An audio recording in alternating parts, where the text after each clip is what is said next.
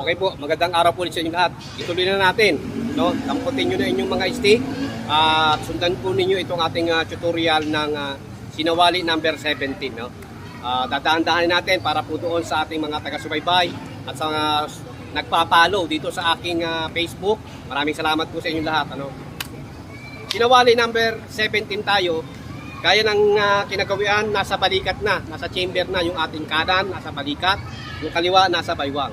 So ito reverse, no, ng sinawali. Okay? Itong ating sinawali number 17. Okay, 1. Maunang-una nasa ilalim, 1, 2, 3, then overhead, lanchada. 1, 2, 3. 1, tumaas siya, naka-prepare. 2, nasa balikat na. 3, tumaas ang ganon, pero paplansya ka. Papunta sa plancha. 1, 2, 3. 1, 2, 3.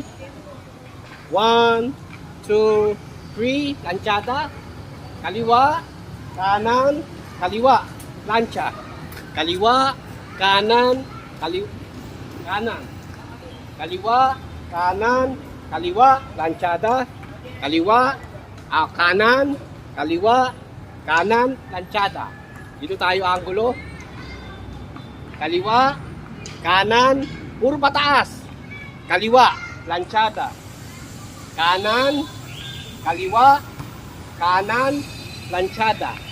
Kaliwa, kanan, kaliwa, plancha. Kanan, kaliwa, kanan, planchada. So, ganun na magiging flow niya, no?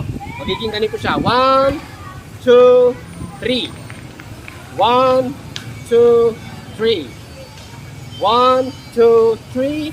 1, 2, 3. Pag medyo mabilis na, ganito na yung magiging flow niya. Okay? Sana po meron kayong natutunan dito sa ating ginawang sinawali number 17. Maraming salamat po sa inyong pagtangkilik. Okay po.